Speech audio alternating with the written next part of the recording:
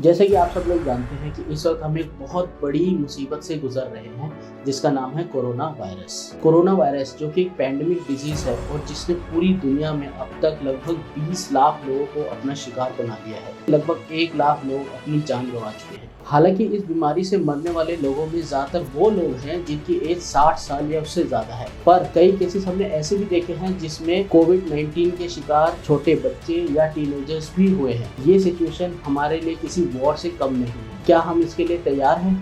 नहीं। इसीलिए आप और हम एक बड़ी मुसीबत में हैं।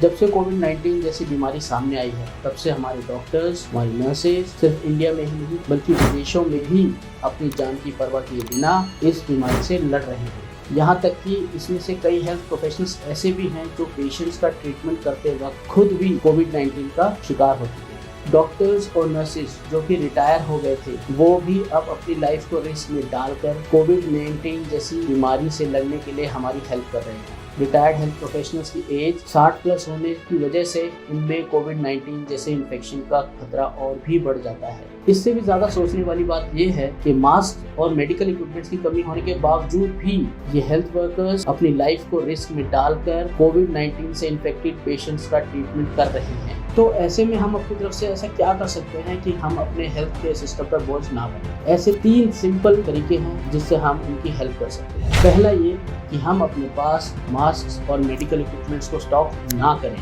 क्योंकि हम तो अपने आप को अच्छे से हाइजीन रखकर हाथ धोकर अपने आप को घर में सेफ रख सकते हैं, पर हमें समझने की ज़रूरत है कि इन मेडिकल सप्लाईज और प्रोटेक्शन की ज़रूरत हमसे ज़्यादा हॉस्पिटल्स और हमारे मेडिकल स्टाफ को है। दूसरा सिंपल काम जो हम कर सकते हैं वो है कि हम कुछ ना करें, सिर्फ घर पर रहें और जब तक कुछ बहुत ज़रूरी ना हो तब तक बाहर ना निकलें।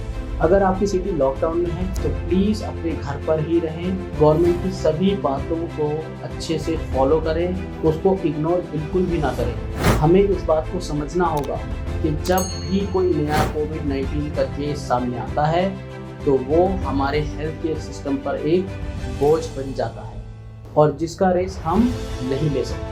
पूरी दुनिया में अब तक 20 लाख से ज़्यादा कोरोना वायरस के केसेस सामने आ चुके हैं और हमने देखा कि इटली, स्पेन और अमेरिका जैसी डेवलप्ड कंट्रीज भी कोविड-19 के सामने अपने घुटने टेक चुकी है और इनका health care system already collapse हो चुका है। इसलिए हम ये सिचुएशन अभी अफोर्ड नहीं कर सकते।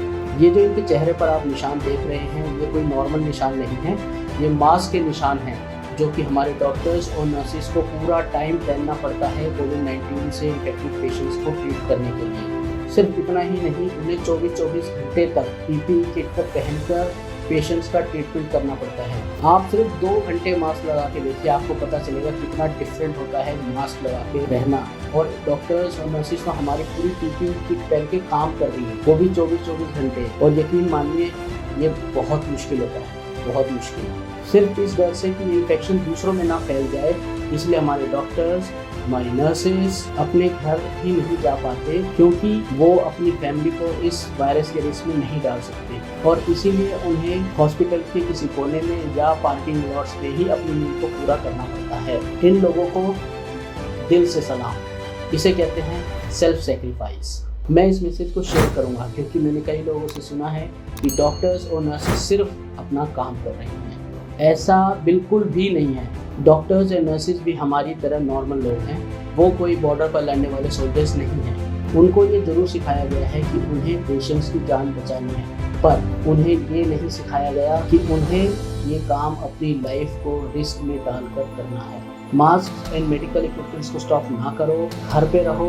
And last but not the least, तीसरी सिंपल और इजी चीज जो हम कर सकते हैं, पर उसे बताने से पहले मुझे उन लोगों के बारे में बताना होगा जिन पर हमारा ज़्यादा ध्यान नहीं जाता पर उनकी मेहनत किसी से कम भी नहीं। क्लीनर्स जो हमारी सिटी को इस सिचुएशन में भी साफ रख रहे हैं, पब्लिक प्लेसेस को सैनिटाइज कर रहे हैं, वो लोग जो हमारी डेली नीड्स के सामान की सप्लाई को नॉन स्टॉप पूरा कर रहे हैं ताकि हमें घर बैठे बैठे कोई दिक्कत ना हो। पुलिस जो इस पैंडेमिक डिजीज के खतरे को जानते हुए भी हमारी सुरक्षा में लगी है। सोल्जर्स और बहुत से लोग जो हमारे हेल्थ केयर सिस्टम के साथ मिलकर कोविड-19 जैसे डिजीज से लड़ने में सबसे आगे खड़े हैं। इसलिए हमें उन लोगों को वो सम्मान देना चाहिए जो कि वॉर में हम किसी सोल्जर को देते हैं।